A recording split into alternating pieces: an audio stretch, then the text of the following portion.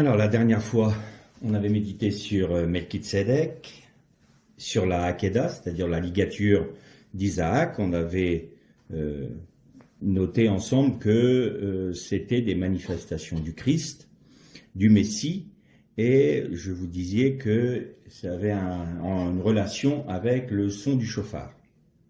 Alors aujourd'hui, on va voir un peu plus cette relation qu'il y a avec le chauffard. Je donne juste quelques précisions. Le grand commentateur de la Torah, Rashi, qui vivait au XIe siècle, disait que il y a 10 paroles de création. L'Éternel a utilisé 10 paroles de création tout au long des 6 jours de la création, et il y a eu le commandement du Shabbat. Et il y a également 10 paroles pour vivre dans cette création, qui correspond au décalogue. Et pendant ces 10 paroles de création, enfin du moins pendant ce temps de création, il y a eu plusieurs éléments qui ont été créés, des animaux, l'homme, mais il a découvert, lui, dans la Torah, que le fameux bélier de la Hakeda avait été créé le 6e jour, le même jour que l'homme. Donc, même dans les sources juives, dans les sources du judaïsme et dans la tradition juive, la notion même du Messie existait déjà à la création, sans pour autant passer le pas, parce que, comme on le disait, nous on a déshabillé le Messie, on l'a tellement modifié que les Juifs aujourd'hui ne le reconnaissent plus comme leur Messie. Et donc il nous faut nous faire ce pas vers les Juifs pour leur dire oui mais on s'est trompé, on vous l'a voilé à vos yeux, on l'a occidentalisé, on l'a paganisé, donc on vous le rend de manière à ce que vous puissiez le rhabiller, vous, de la Torah, c'était tout le thème de notre méditation de la dernière fois, et de manière à ce que les Juifs puissent se dire ah effectivement c'est possible que le Messie que les chrétiens prêchent soit un aspect du Messie d'Israël que nous, peut-être, on n'a pas perçu, et il nous faut avoir cette ouverture d'esprit et cette ouverture de cœur pour savoir de qui il parle. Bien sûr, il est très compliqué pour un juif de faire ce pas-là, dans la mesure où les chrétiens sont devenus leurs pires ennemis. C'est dans le monde occidental, soi-disant chrétien, ou du moins christianisé, où ils ont été le plus persécutés. Donc évidemment, venir aujourd'hui la bouche en cœur devant les Juifs et leur dire « Ah, ne vous inquiétez pas, il n'y a pas de problème, on vous aime, et puis on vous rend le Messie », ils se demandent à quelle sauce on va les manger, ce qui me paraît légitime. 2000 ans d'oppression ne s'effacent pas comme ça en quelques jours. Je ferme la parenthèse pour ça. Donc le commentateur Rashi disait « Mais voilà, le bélier de la Hakeda, donc de la ligature de Yitzhak, était déjà créé lui-même au 6e jour. » Donc le Messie était déjà prêt pour la réconciliation des hommes avec le Père. Et on avait noté que dans le texte hébreu de la ligature, il était noté « Abraham, Abraham, ne porte pas la main sur le jeune homme, parce qu'un autre doit prendre sa place. » Parce qu'un autre doit prendre sa place. Et là, Abraham, levant les yeux, vit le bélier qui remplaçait le sacrifice de son fils et qui préfigurait déjà le sacrifice de Jésus. Et on avait vu ensemble qu'il avait été crucifié à Gilgal Tav Aleph, c'est-à-dire à Golgotha. Je voudrais pour introduire la méditation d'aujourd'hui, qu'on lise juste un petit texte dans le livre de Lévitique, livre du Lévitique au chapitre 23, et on va lire les versets 23 et 24. Et on fera après une deuxième lecture dans le livre de Josué. L'Éternel parla à Moïse et dit, « Parle aux Israélites, dis-leur, le 7e mois, le 1er du mois, vous aurez un jour férié. » Bon, déjà, les traductions. Rappelé par une clameur. C'est une sainte convocation. Alors, on va essayer de débroussailler un peu ce texte, là, parce que jour férié pour nous, c'est une connotation chic. On ne travaille pas, c'est un jour chômé. Oui, c'est un jour de Shabbat. Mais le texte hébreu est plus précis. Si vous voulez, il est dit, donc le 7e mois, ça c'est bon, 7e mois au premier jour du mois, vous aurez un jour de Shabbaton. C'est de grands Shabbats. Il faut savoir que ça correspond à Rosh Hashanah, c'est-à-dire la tête de l'année. Donc vous aurez un jour de grand Shabbat. Et il sera pour vous un souvenir Sikron en hébreu. Donc vous avez Shabbaton, Sikron, un jour de souvenir, et qui sera rappelé par la teroua d'un chauffard, c'est-à-dire par le son éclatant du chauffard. Ce sera pour vous une sainte convocation, c'est-à-dire, en hébreu, c'est Mikra Kadosh, c'est-à-dire une sainte convocation. Donc vous voyez que déjà là, on n'est pas dans le jour férié, c'est un grand jour de Shabbat qui sera rappelé un souvenir, qui sera un souvenir de la teroua, de la clameur du chauffard.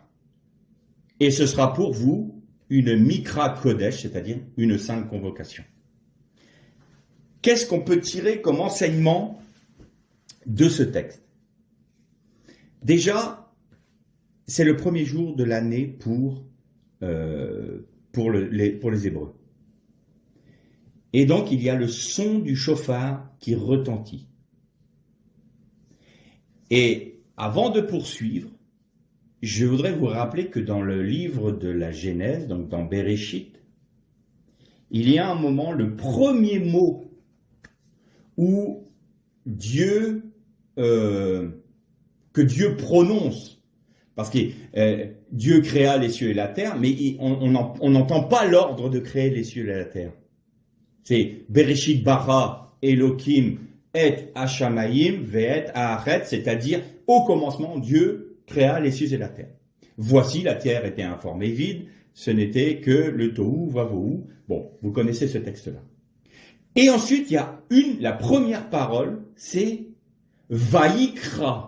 Vaïkra, c'est Dieu cria, Dieu s'exclama, Dieu fit entendre une clameur. Et donc, cette parole, c'est Vaïkra Elohim Ior Vaïor, c'est-à-dire, et l'Éternel cria que la lumière soit et la lumière fut. Et donc, je ne reviens pas sur les méditations qu'on a eues ensemble sur la lumière du jour 1. On sait que c'est Christ. C'est la lumière du Christ, la lumière du Messie qui est introduit dans la création à ce moment-là, par le cri, la clameur de Dieu. Mais on pourrait dire par la teroua de Dieu, par la clameur du chauffard de Dieu à ce moment-là. On peut très bien dire que Dieu fait sonner le son du chauffard à partir de ce moment-là dans la création physique. La création des cieux d'en haut, c'est autre chose. Mais là, il y a une clameur qui est prononcée. Parce que d'habitude, quand Dieu dit, c'est Vayomer. Vayomer Elohim. C'est Dieu dit. Mais dans ce texte-là, c'est Vaïkra. Dieu s'exclama, Dieu cria, Dieu lança une clameur. Et ce Vaïkra a exactement la même racine que Mikra Kodesh, c'est-à-dire sainte convocation. Le bruit du chauffard, le son du chauffard de la création est une sainte convocation pour ceux qui l'entendent. En clair, quand on lit le texte du Lévitique, ce sera pour vous un grand Shabbat. Pourquoi? Vous êtes dans le repos de Dieu à partir du moment où vous êtes à l'unisson avec le son du chauffard. C'est pour vous une sainte convocation. Dieu appelle déjà sa création à le reconnaître dès le commencement, à reconnaître quelle est la lumière de la création, quelle est la lumière du Messie. Et on avait dit que la lumière du Messie était cachée dans la Torah, et Tout au long de la Torah, vous pouvez découvrir cette lumière, mais vous pouvez aussi entendre un son. Et c'est là-dessus que j'aimerais qu'on médite un peu plus avant aujourd'hui. Vous allez entendre le son du chauffard. Il y a un son qui est depuis le commencement. Et d'ailleurs, si vous prenez étymologiquement le mot Bereshit, c'est-à-dire Genèse au commencement, il faudrait traduire dans le principe de création, Dieu créa les cieux et la terre. Dans un principe de création. Ça veut dire quoi? Ça veut dire que nous sommes encore aujourd'hui en création. C'est pas fini. Alors, pour que on comprenne bien ce que je dis, gardez quand même à la mémoire que là, on a parlé du Messie à travers Melchizedek, on a parlé du Messie à travers la Hakeda, on parle encore là du Messie. Parce que c'est la lumière du Messie, c'est au moment où la lumière du Messie est venue dans ce monde que le son du chauffard de Dieu, la clameur de Dieu s'est exprimée. Et maintenant, pour poursuivre, on va lire un autre texte dans le livre de Josué, au chapitre 6,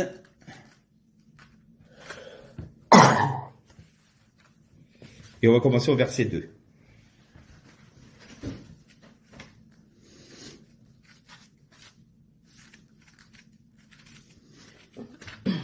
L'Éternel dit à Josué, « Vois, je livre entre tes mains Jéricho et son roi, les vaillants guerriers.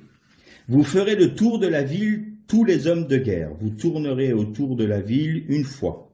Tu feras ainsi pendant 6 jours.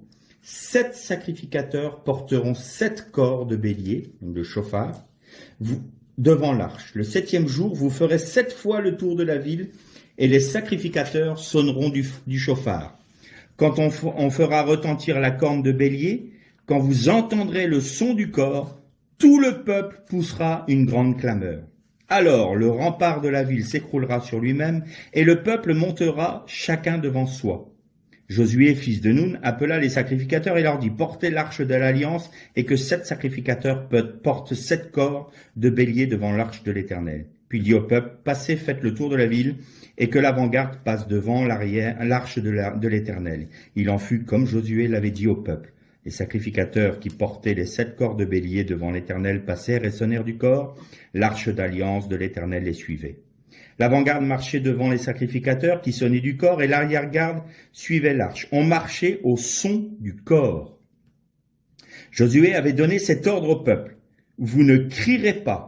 Vous ne ferez pas entendre votre voix, il ne sortira pas une parole de votre bouche jusqu'au jour où je vous dirai « Poussez des clameurs », alors vous pousserez des clameurs. L'arche de l'Éternel fit le tour de la ville, elle tourna une fois, puis ils entrèrent au camp et y passèrent la nuit. Josué se leva de bon matin et les sacrificateurs portèrent l'arche de l'Éternel. Les 7 sacrificateurs qui portaient les 7 corps de bélier devant l'arche de l'Éternel se remirent en marche et sonnèrent du corps. L'avant-garde les précédait et l'arrière-garde suivait l'arche de l'Éternel. On marchait au son du corps. Et pour finir, on va lire au verset 16. Alors, à la 7e fois, les sacrificateurs sonnèrent du corps et Josué dit au peuple, poussez une clameur, car l'Éternel vous a donné la ville. On arrêtera là notre lecture. Bon, tout le monde connaît ce passage-là. Ah, Jéricho, quel beau mythe, hein, les Hébreux qui font le tour 7 fois de la ville pendant 6 jours, et puis le 7e jour, ils font 7 fois d'affilée le tour, et ils sonnent dans les cornes de bélier, dans les chauffards, et les murailles s'effondrent. Comme c'est beau, quelle belle histoire. Je rappelle juste une chose, Melchizedek, Meler, le roi, et le tzaddik, le juste, c'est-à-dire qu'aujourd'hui, dans la dispensation dans laquelle nous sommes aujourd'hui, là, en 2022, le tzaddik est venu pour donner sa vie. Le Messie, fils de Joseph, est venu pour souffrir et pour porter sur lui le péché. Nos péchés, notre malédiction. On a vu ça avec le changement de sacerdoce, on a vu ça avec l'épine, la couronne d'épines sur la tête de Jésus. Et là, il nous est parlé de l'avènement du fils de David. Alors, vous allez peut-être me dire, mais là, on est en train de parler de Jéricho. Donc, Jésus n'était même pas encore né à ce moment-là, puisque c'était Josué. Quand je vous dis qu'il ne faut pas lire la Torah dans une dimension temporelle, mais il faut toujours se projeter dans la dimension à laquelle elle a été écrite, c'est-à-dire dans l'éternité, eh bien, on va regarder ensemble ce qu'est véritablement Jéricho. Alors déjà, Jéricho se dit en hébreu Yericho. Et Yericho, il vient d'une racine, excusez-moi, voilà, qui est Yeher. Et Yeher, c'est la lune. Et pourquoi est-ce que Jéricho portait le nom de la lune? Pour une simple et bonne raison, il y avait un temple dédié à la lune en son sein. Or, quel était le dieu de la lune dans cette contrée-là? C'était le dieu Sin. Et le dieu Sin était un dieu babylonien. Et il était le fils de Enlil, le dieu Enlil. Donc vous avez le père, le fils, et vous avez Ishtar. Et Ishtar, c'est qui? C'est la reine du ciel. Nous retrouvons ce même format de culte également dans l'Égypte ancienne, avec Apis et la mère d'Apis qui est la mère de Dieu. On en a parlé déjà de ça. En clair, les Cananéens de l'époque étaient des Babyloniens qui étaient venus sur cette terre-là et ils continuaient le culte babylonien. Or, on ne peut comprendre le passage où Dieu demande à Josué de mettre toute la ville par interdit que dans cette relation avec Babylone. Autrement, c'est une guerre, on est en train d'envahir un pays, on va détruire une ville, on va la prendre, on va l'assiéger, on va la détruire, on va tuer tout le monde, on va prendre la place, c'est l'histoire de l'humanité. Non. Ça oui, ça c'est le pshat, c'est l'histoire de l'humanité, c'est la base, mais la réalité spirituelle est bien plus profonde que ça. Yericho est la ville de la lune, est la ville de l'astre de la nuit. Elle est la ville qui typifie dans cet endroit-là de la terre le culte babylonien et donc Babel. Et nous pouvons faire un parallèle entre Jéricho et Babylone. Et vous avez remarqué que l'Éternel dit « Je te livre la ville et son roi. » La ville et son roi. Alors comment est-ce que vous allez faire? Eh bien vous allez maintenant, on va repartir sur la notion de la création. Vous allez faire retentir le chauffard en tournant autour de la ville. Et je voudrais maintenant qu'on paraphrase ensemble. C'est Dieu qui fait retentir le son du corps, le son du chauffard, autour des civilisations humaines aujourd'hui, de la grande Babylone, autour des 4 empires. Et on va arriver au bout du 6e millénaire, là. Dans le calendrier juif, nous sommes en 5783. Si j'osais le dire, on est à la fin du 6e tour.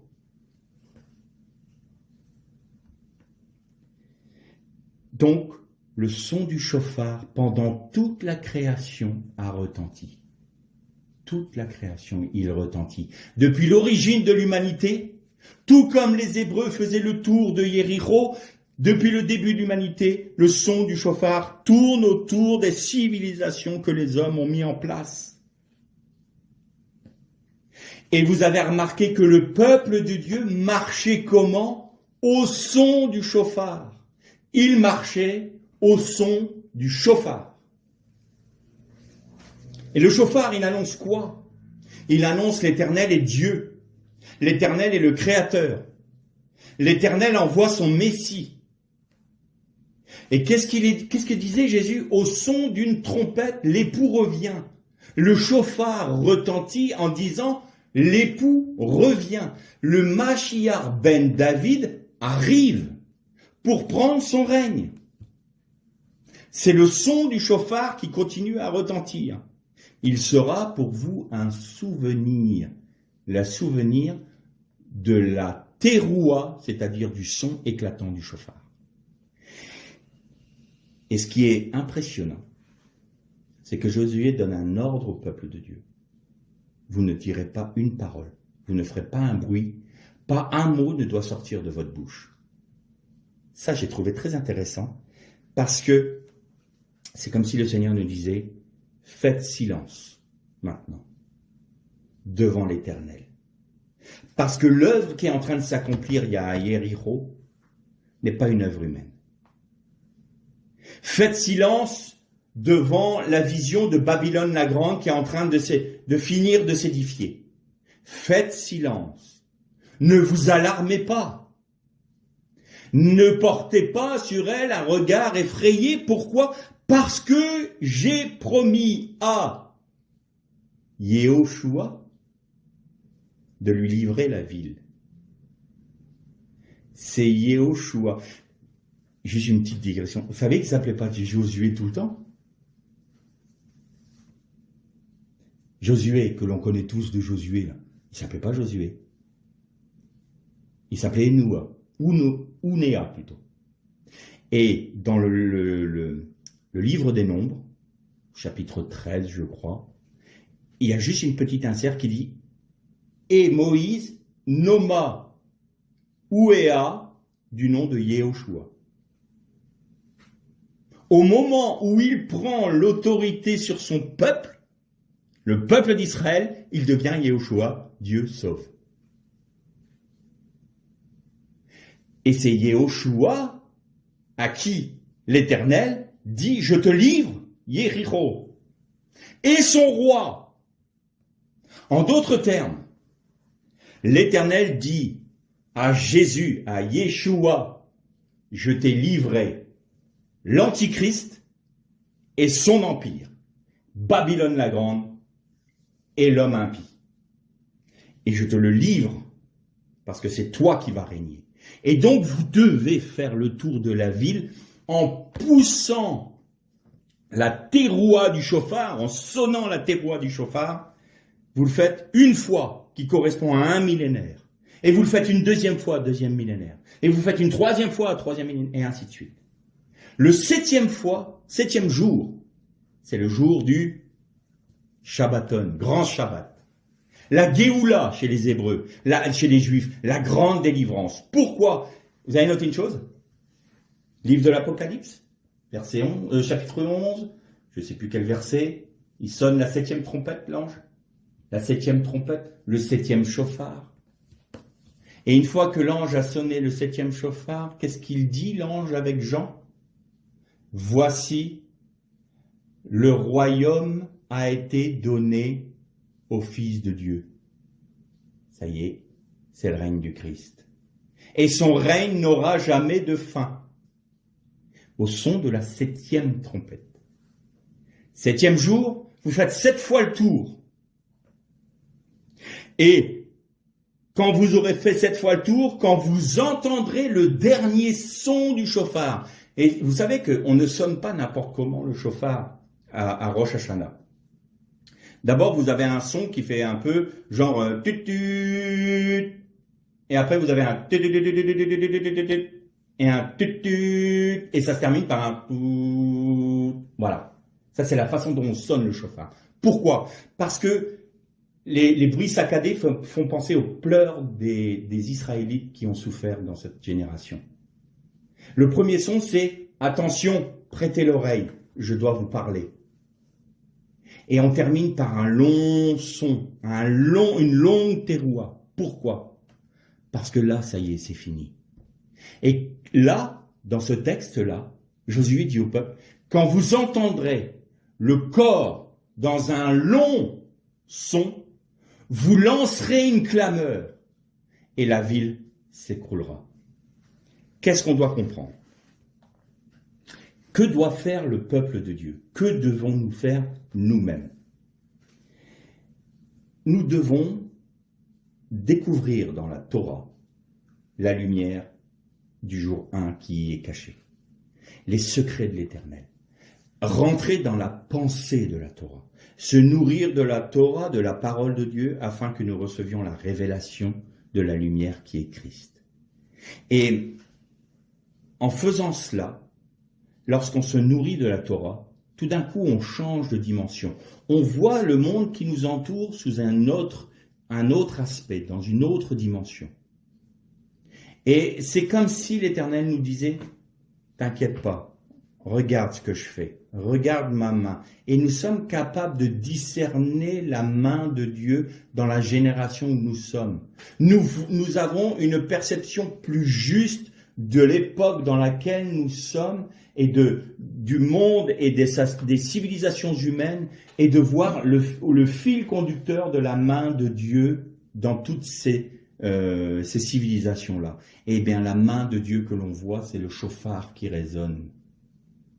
Et quand on se met au diapason, quand nous pensons, quand nous parlons, quand nous agissons au rythme du chauffard, il marchait au son du chauffard. Quand notre être entier vibre au son de ce chauffard-là, alors nous sommes unis avec ce son éternel qui vient depuis l'origine de l'humanité. Nous découvrons la lumière qui est Christ, nous sommes plongés en Christ et nous marchons au son de la parole de Dieu, au son des commandements de Dieu, du chauffard qui résonne. Quand les disciples sont allés au tombeau de Jésus, et que la Bible nous dit, et Jean se pencha, regarda à l'intérieur et il crut. Vous vous souvenez, on en a parlé déjà, mais je le rappelle, il a vu les bandages, les bandelettes, ou le linge, ou la tunique, si vous voulez, avec laquelle on a enveloppé Jésus, qui était pas au sol, comme c'est dans le texte, tombée au sol. Non, elle s'était affaissée sur elle-même, cette tunique-là. Sous-entendu, le corps avait traversé la tunique, ou a traversé les bandelettes, ou traversé le linge, le linceul.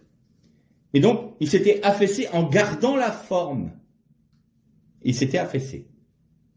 Et il vit le linge qui était sur son visage, plié dans un lieu à part. Et là, je vous avais rappelé, avec le repas des Juifs de l'époque, celui qui prenait sa serviette et qui la posait nonchalamment comme ça sur le coussin, ça voulait dire je reviens, non, vous pouvez débarrasser, j'ai terminé le repas.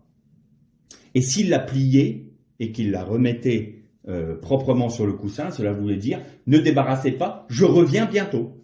Je reviens pour continuer mon repas. Et donc, quand Jean et Pierre ont vu ça, ils ont vu déjà la résurrection et ils ont vu que Jésus leur disait je reviens bientôt. Qu'est-ce qu'ils ont entendu à ce moment-là? Quelqu'un est venu les voir pour leur dire « Ah, au fait, il est vivant, c'est sûr. » Non, ils ont tout d'un coup découvert que toute la parole était la vérité. Ils ont compris que la lumière du Christ était là, ressuscité. Et donc, ils s'exclamaient avec le son du chauffard « Il est ressuscité.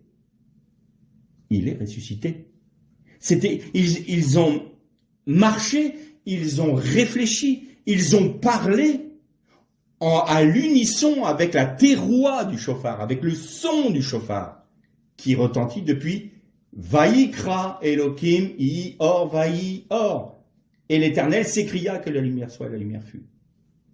C'est ce son-là. Et quand le septième corps va retentir pour la grande Babylone, elle va s'effondrer. Et l'Apocalypse nous dit même, en 1 heure, tout son système va s'effondrer. Système économique, système politique, système militaire, tout va s'effondrer.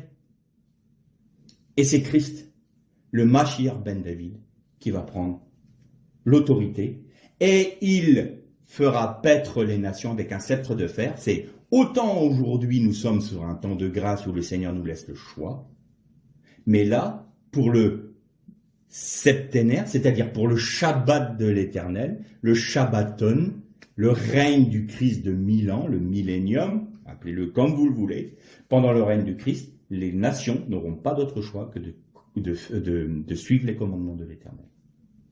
Pendant 6000 ans, ils ont pu faire ce qu'ils voulaient. Le système qu'ils ont voulu, et on voit les résultats aujourd'hui. Souffrance, guerre, dépression, la foi qui s'en va, enlever l'espérance aux hommes, c'est le plus fort qui doit régner, il peut écraser le plus petit. Alors on nous fait croire que nous sommes en démocratie. La démocratie, c'est le peuple qui dirige. Il y a quelqu'un que je connais, un rabbin que je connais, il a dit, la démocratie, vous savez ce que c'est? C'est la manière la plus subtile d'appeler une dictature. Parce qu'on vous fait croire que vous dirigez, vous le peuple. Mais c'est pas vrai. Et comme on vous a dit, vous avez choisi, maintenant vous devez nous obéir, c'est un système qui est pourri. Et on le voit bien aujourd'hui, c'est un système qui est pourri. Et je crois qu'aujourd'hui, la France démontre de manière criante que la démocratie n'est pas un bon système. Bien que ça soit peut-être le moins pire, mais c'est pas un bon système. Ce n'est pas le peuple qui dirige, bien entendu. Il faut être aveugle pour pas le voir. Alors, dans Jéricho, qu'est-ce que c'est Jéricho? Ça représente Babylone la Grande. Vous savez que la ville avait 2 murailles. Une grande muraille, une grande enceinte, et à l'intérieur, il y avait encore une autre muraille. Et vous aviez une dame, une femme, courtisane, qui vivait un peu à l'extérieur de la ville, parce qu'elle avait un métier particulier, et donc sa maison était dans les premiers remparts, ceux qui étaient le plus à l'extérieur de la ville. Cette femme s'appelait Rachav. Tout le monde l'appelle Rahab, c'est Rachav en hébreu, qui veut dire une grande étendue, vaste, immense, immensité, oui, très grand, vaste, énorme, géant, voilà. C'est le nom que veut dire Rahab. Rachav plutôt. Et quand les espions sont venus pour voir les défenses de Jéricho, ils sont allés dans la maison de Rahav. Et elle les a protégés. Et il y a un petit texte intéressant, il y a les gens de la ville qui viennent le voir, les soldats de la ville qui viennent voir Rahav et qui lui disent, mais attends, où sont les hommes là que tu as reçus? C'est des Hébreux ceux-là. Ils sont venus pour espionner, pour voir, pour nous détruire. Parce que tout le monde savait que la mer Rouge, la mer des Joncs, c'était écarté devant le peuple hébreu, tout le monde avait peur. Et d'ailleurs, les 2 portes de la ville étaient fermées, personne ne devait sortir, personne ne devait rentrer, parce qu'ils avaient peur de la conquête des Hébreux. Et donc il dit, mais où sont ces hommes que tu as cachés? Mais ils sont venus à la maison, mais ils se sont enfuis, ils sont repartis, je ne sais pas moi. Et en fin de compte, elle les avait cachés sur son toit, le toit plat de l'époque, sous des tiges de lin. Des tiges de lin. Et là, vous retrouvez le sacerdoce d'Aaron. Le vêtement d'Aaron était en lin, de lin pur, de fin lin. Et donc, vous avez le sacerdoce d'Aaron qui est là, qui recouvre le toit de Rahav. Et quand ils se sont échappés, elle a mis une corde à sa fenêtre qui donnait sur l'extérieur, puisque la maison était dans les remparts, et elle leur a dit, cachez-vous pendant 3 jours, le temps que la patrouille qui est partie voir où vous étiez allé soit revenue, de manière à ce que vous ayez la vie sauve. Ce que je vous demande juste, c'est de permettre que moi, mon père, ma mère et toute ma maison, nous soyons sauvés quand vous viendrez détruire Jéricho. Pour Rahav, c'était évident que c'était les Hébreux qui allaient gagner. Et les espions lui disent, eh bien, à la même fenêtre que tu nous as fait descendre, tu vas mettre ce fil cramoisi. Et nous saurons que tous ceux qui sont dans ta maison ne seront pas touchés, parce que nous en prenons nous-mêmes l'engagement, votre sang retombera sur notre tête, on t'en fait le serment. Par contre, ceux qui sortiront de ta maison, là, il n'y aura plus cette protection. Alors on peut se dire, ah bon, encore un épisode d'une guerre où il y a un récit d'une femme qui reçoit les espions. Alors certains vont la voir comme une traîtresse, les autres vont la voir comme... On va rester sur le plan spirituel. Ça veut dire quoi exactement ça? Que tous ceux qui sont la famille de Rachav, c'est-à-dire, c'était une courtisane, hein, prostituée. C'est étonnant comment Jésus allait voir les prostituées et leur parlait. Il allait voir la Samaritaine qui avait une vie dissolue, elle était avec son 5e mari, qui n'était pas son mari. Tous ceux que les Juifs ne voulaient surtout pas approcher, Jésus le faisait leur parler. Non seulement une femme, mais prostituée. Ça faisait beaucoup pour un sacrificateur ou pour un juif ou pour un rabbin. Hein. Et donc là, Jésus montre bien, je suis venu pour apporter la guérison à tous ceux qui sont malades, c'est ce qu'il a dit. Et dans la maison de Rachav, tous ceux qui étaient rentrés dedans étaient sous la protection du fin lin qui représente le sacerdoce. Et il y a le fil cramoisi qui nous fait penser à la tunique du sacerdoce du Christ.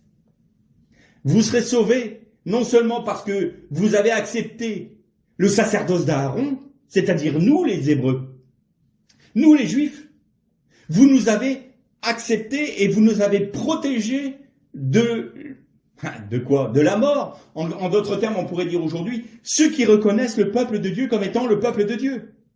Vous reconnaissez le sacerdoce d'Aaron. Très bien. Et bien maintenant, quand Yeshua va venir et qu'il va voir, donc le Mashiach ben David, plus le Mashiach ben Yosef, ça y est, il a donné sa vie, il est mort pour nous, pour la rémission de nos péchés et pour notre malédiction. Il a été fait pour nous malédiction. Eh bien, le fil rouge qu'on voit là, c'est le sacerdoce de Melchizedek, le sacerdoce du Christ, le sacerdoce du Messie, Messie, fils de David, Mashiach ben David. Le cramoisi, la tunique de Jésus.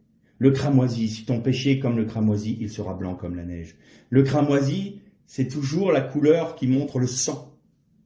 Vous êtes donc sous la protection du sang dans la maison d'Aaron. En d'autres termes, ceux qui sont... Rav n'était pas juive. Rav n'était pas juif, ses parents n'étaient pas juifs. Mais vous vous êtes mis sous la protection du fin lin, c'est-à-dire vous êtes mis sous la protection des promesses d'Israël, que Dieu a faites à Israël. Et comme vous avez été rachetés par le sang du Messie, je vous garantis que rien ne vous sera fait.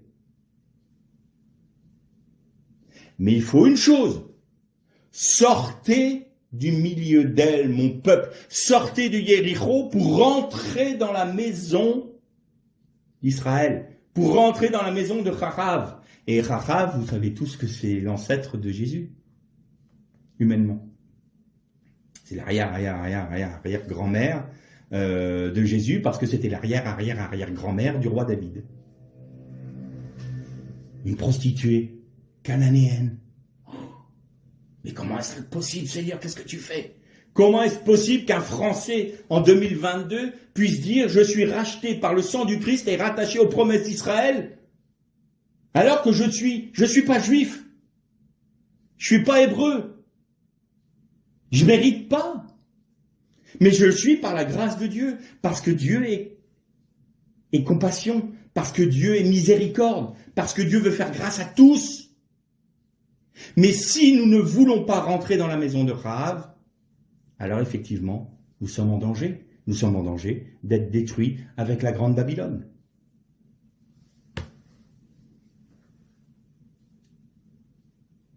Alors au terme de ces méditations sur Melchizedek, je voudrais qu'on s'exhorte ensemble à rechercher la lumière du Christ, à rechercher la lumière de Jésus dans la Torah, à méditer la parole. Parce que nous allons entendre la voix de Dieu, nous allons entendre la vaïkra, la clameur de Dieu. Nous allons entendre le shofar. Et alors, au moment où Jésus va revenir, pour l'instant, c'est un temps où nous sommes obligés de faire silence. parce que c'est le temps des nations. Aujourd'hui, nous ne sommes pas la voix qui porte. Nous sommes minoritaires. Nous sommes ceux qui sont non seulement pas écoutés, mais méprisés, bien entendu, que ce soit les juifs ou que ce soit les chrétiens d'ailleurs. Et donc notre voix, on ne doit rien dire. Penser que nous pouvons parler, dire des choses, proclamer des choses pour changer le monde est une utopie. Pourquoi ? Parce que faites silence, c'est l'œuvre de Dieu. Laissez les nations faire. Les nations doivent arriver au terme de leur puissance. La civilisation que les hommes veulent établir doit arriver à l'achèvement de la Grande Babylone. Et vous savez que la Grande Babylone, c'est notamment, grande, c'est Gadol, mais qui a pour racine aussi, enfin, qui donne le mot Migdol. Et Migdol, en hébreu, c'est la tour. En d'autres termes, quand il est dit la Grande Babylone, vous pouvez traduire Babylone, la tour, sera achevée. Et au moment où on va arriver au 7e jour, qu'est-ce qui va se passer? Alors, tout le monde appelle ça l'enlèvement de l'Église. C'est plus impressionnant, donc on trouve ça, on parle que de l'enlèvement de l'Église. Non, c'est la première résurrection d'abord. Première résurrection. Ceux qui sont morts en Christ vont ressusciter. Et nous qui sommes vivants, dit Paul, comme une conséquence de la résurrection, nous on sera changés en un clin d'œil. Mais là, tout le monde, on peut être vivant et là en un clin d'œil sans connaître la mort. Donc c'est resté dans la conscience populaire chrétienne que l'enlèvement, non, déjà c'est le rassemblement et non pas un enlèvement. Et c'est la première résurrection. Et la parole de Dieu nous dit dans l'Apocalypse, heureux ceux qui ont part à la première résurrection. Et il y aura ça. Et ça, vous savez ce que c'est ça? Eh bien, c'est la clameur du peuple de Dieu au 7e chauffard. Et Jésus revient. À lui a été donnée la royauté. Comment se souvenir du chauffard? Comment l'écoute du chauffard se fait? Alors déjà, en obéissant à la parole de Dieu, bien entendu, en écoutant la voix de l'Éternel par son esprit, mais à chaque fois que l'on prend le Saint Repas.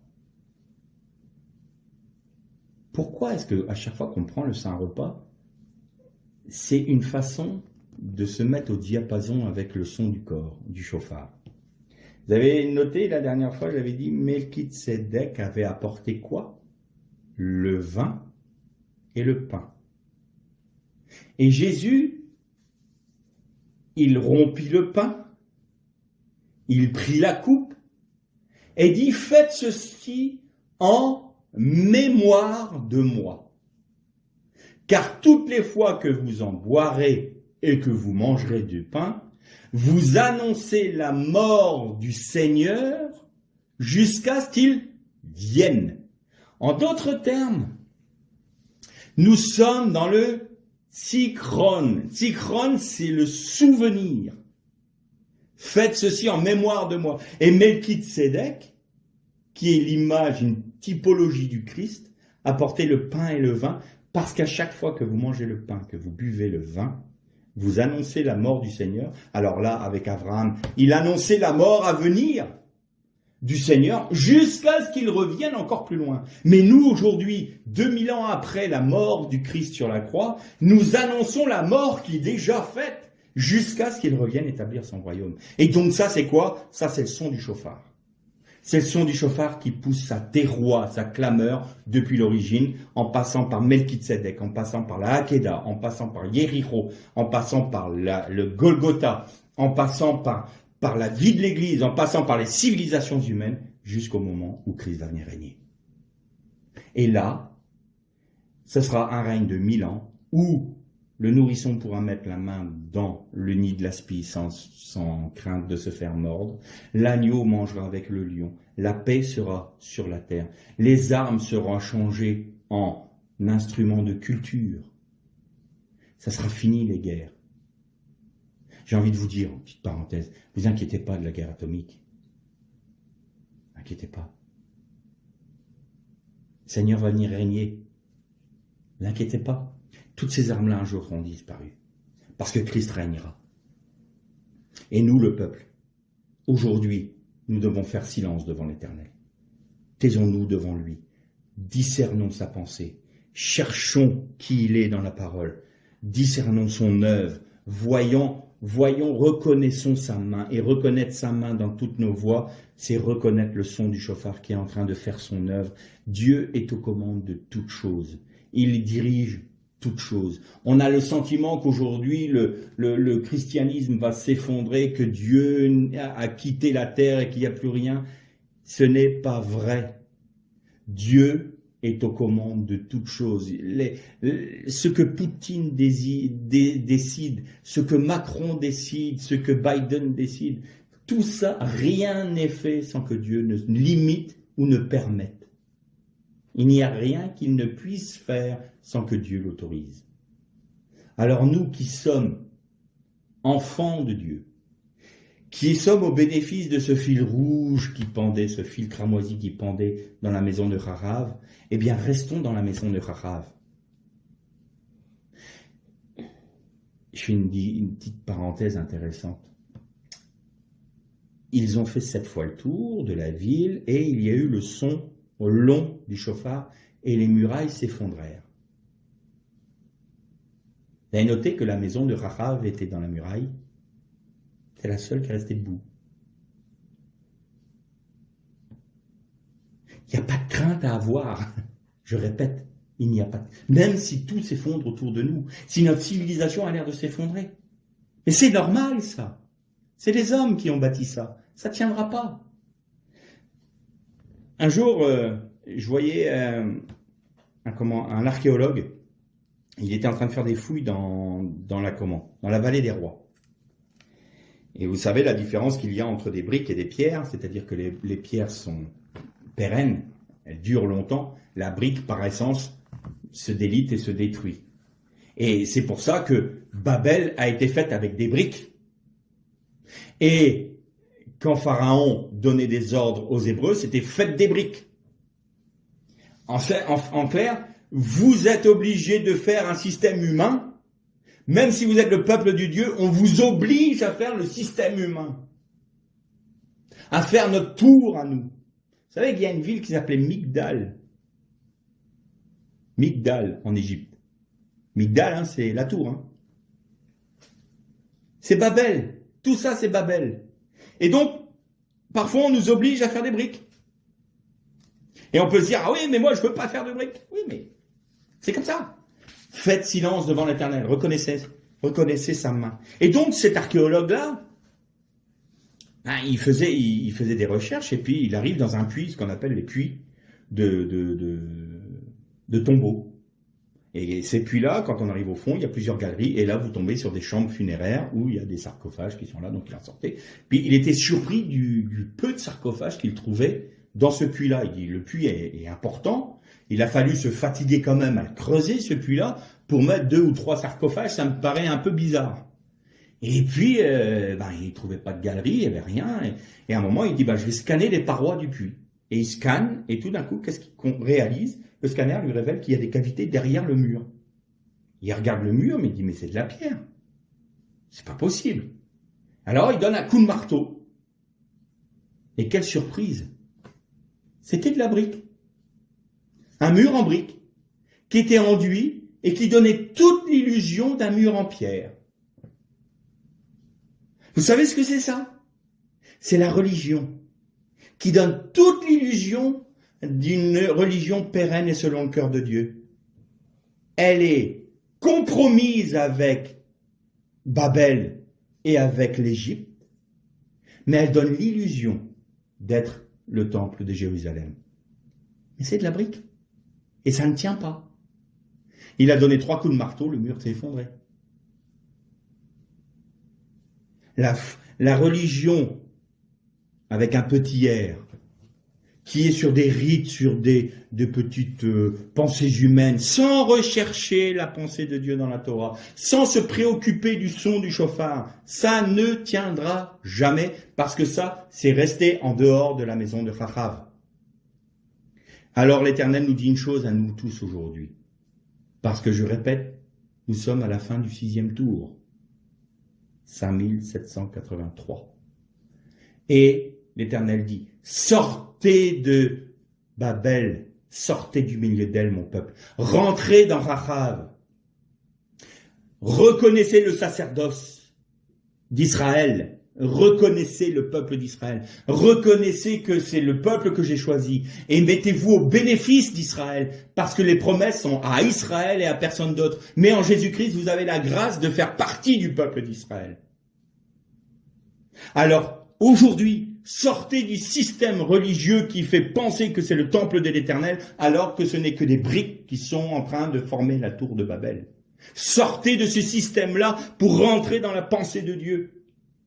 Ayez le courage de dire, peut-être que tout ce qu'on m'a enseigné, tout ce qu'on m'a appris, c'est pas forcément vrai. La vérité est dans la parole de Dieu. Je veux chercher la pensée de Dieu. Alors ça fait un effort.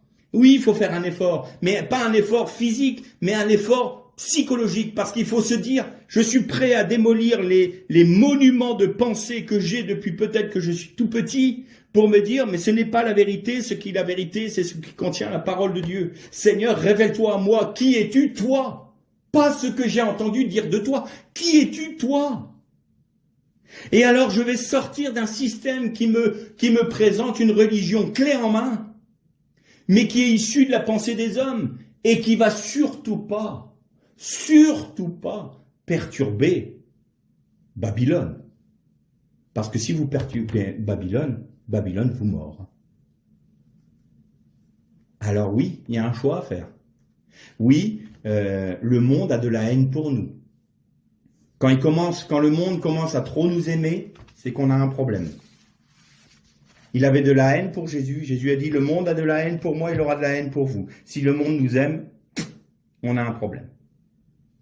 Sortez du milieu d'elle, mon peuple.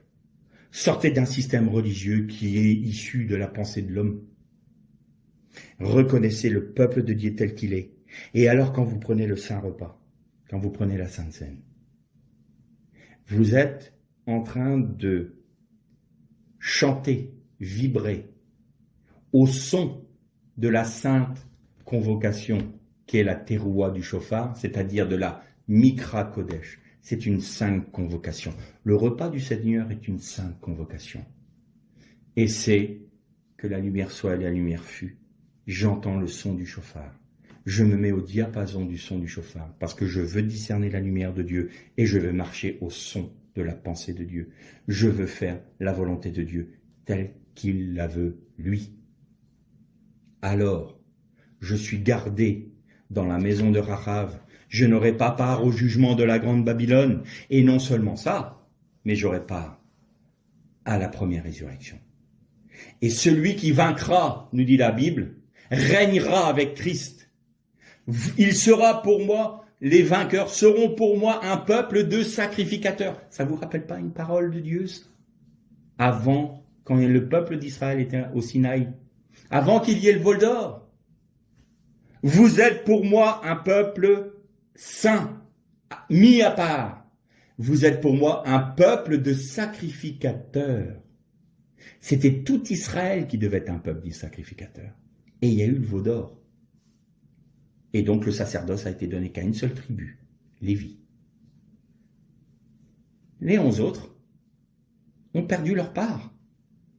Ils n'ont pas eu le sacerdoce divin. Et là, en acceptant de reconnaître la lumière du Messie, en acceptant de marcher au son du chauffard, alors nous sommes rendus vainqueurs par le plus que vainqueur qu'est Jésus-Christ. Nous nous soumettons à lui, acceptant le prix à payer, en étant victorieux, nous sommes ressuscités avec lui. Nous aurons part à la première résurrection et nous régnerons avec lui. Mais ceux qui veulent pas, ceux qui n'acceptent pas et qui veulent que le salut, Alors, vous allez me dire, mais attends, ceux qui n'ont que le salut, qu'est-ce que c'est? Eh bien, même l'histoire d'Israël nous en parle. Le salut, c'est la traversée de la mer des joncs. Tous ont été sauvés d'Égypte. Tout le peuple a été sauvé d'Égypte. Mais tout le peuple n'est pas rentré dans le pays de Canaan. Tout le peuple n'est pas rentré dans la terre promise. Ceux qui sont morts dans le désert par leur désobéissance, ceux qui sont morts dans le désert par leur murmure permanent, ne sont pas rentrés dans la promesse de Dieu. Ils n'ont pas régné en Israël. Pourquoi? Parce qu'ils n'ont accepté que d'être sauvés de l'Égypte. C'est la raison pour laquelle Paul disait, pour lui, il sera sauvé, oui, mais comme à travers du feu, toutes ses œuvres, il va perdre sa récompense. Toutes ses œuvres vont brûler comme le feu. Le salut est une chose. Le salut ne peut pas se gagner. Le salut, c'est un don gratuit de Dieu. Nous l'acceptons ou nous ne l'acceptons pas. Mais ensuite, il faut passer le Jourdain. Qu'est-ce que c'est le Jourdain? C'est Gilgal, Galgalta. C'est-à-dire que j'accepte volontairement de porter ma croix. J'accepte volontairement de mourir à moi-même. C'est moi qui décide, là. C'est ma part de l'alliance.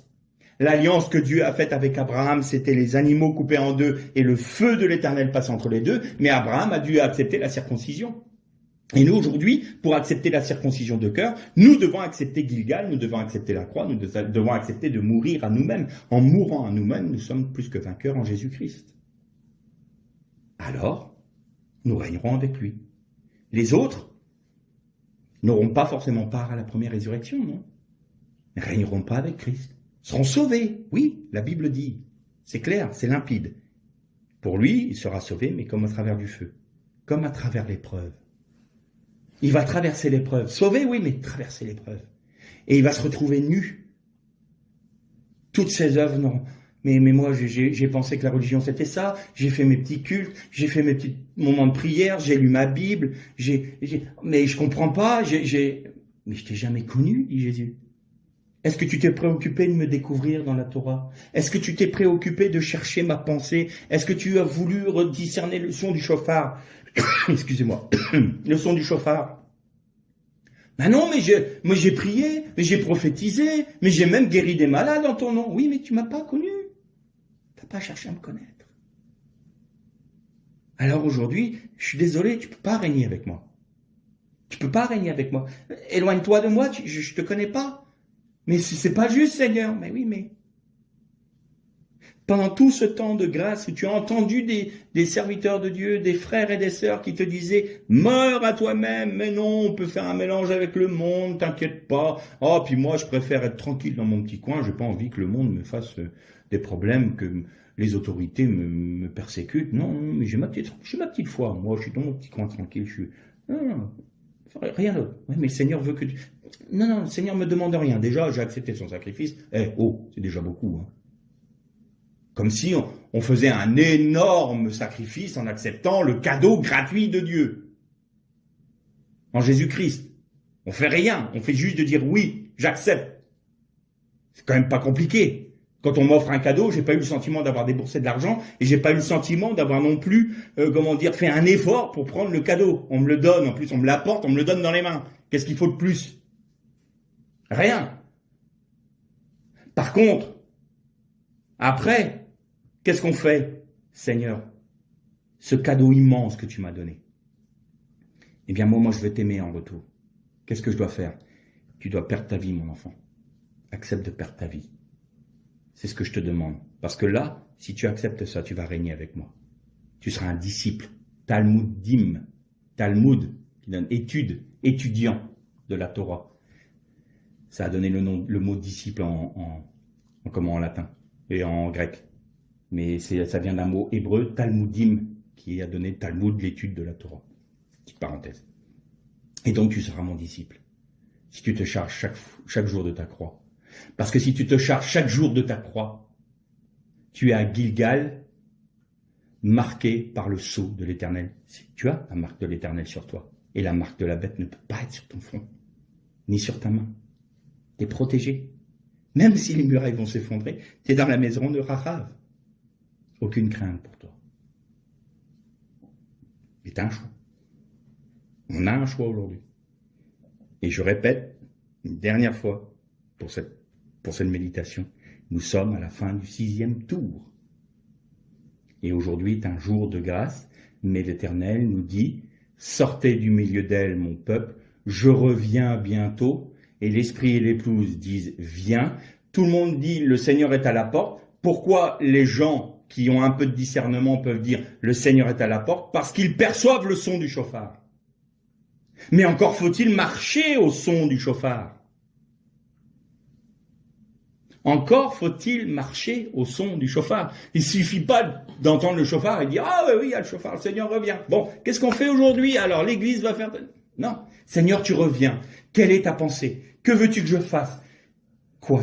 Conduis-moi, dirige-moi, dis-moi. Seigneur, je ne veux rien faire par moi-même. Je veux tout faire selon ton cœur, selon ta volonté. Là, oui. Là, on se met au diapason du chauffard. Et on se tait jusqu'au moment où le Seigneur va dire « Maintenant, vous criez. Maintenant, c'est la clameur. Parce que maintenant, c'est l'heure du règne. Lech le shalom.